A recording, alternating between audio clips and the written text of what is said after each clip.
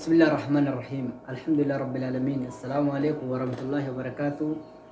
Egaa kabajamtootaaf jaalatamtoota dhaggeeffattoota walloo musliimaa. Egaa hawaasa keenya guyyaa har'aadhaa kana ergaa bareedduu ergaa addaa isiniif qabadhee dhufe. Ergaan bareedduun har'a isiniif qabadhee dhufe tuni barnoonni damee walloo musliim miidiyaa jalatti baratamuu banamee jira. Kottaa baradhaa jechuun affeeraa teenya.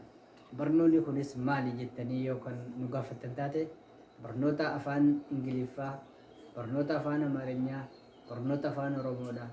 Barnoota kana sadannan argachuu dandeessanii jechuudha. Eessarraa argattanii damee walloo musliim miidiyaa. Kana qofaas miti.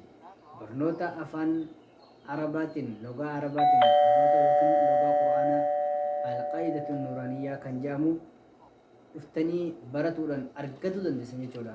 Kottaa nutti makamaadha, maatii walloo musliim miidiyaa ta'aadha. Barnoota kana argadhaa isin jenna. Kana qofaas miti. Barnoota Quraanaatis yoo barbaaddan, barnoota hadiisatis yoo barbaaddan, sammuu teessan qaroomsuudhaaf gama keenya kottaa jechuun affeerraa teenya. Egaa kabajamtootaaf jaalatamtoota hawaasa Islaamaa bakkuma jirtanitti nageenya firaamii rabbii isin faana jiraatu. Nuti kan barbaannu barattanii hawaasa keessaniif akka ija taatan barbaanna.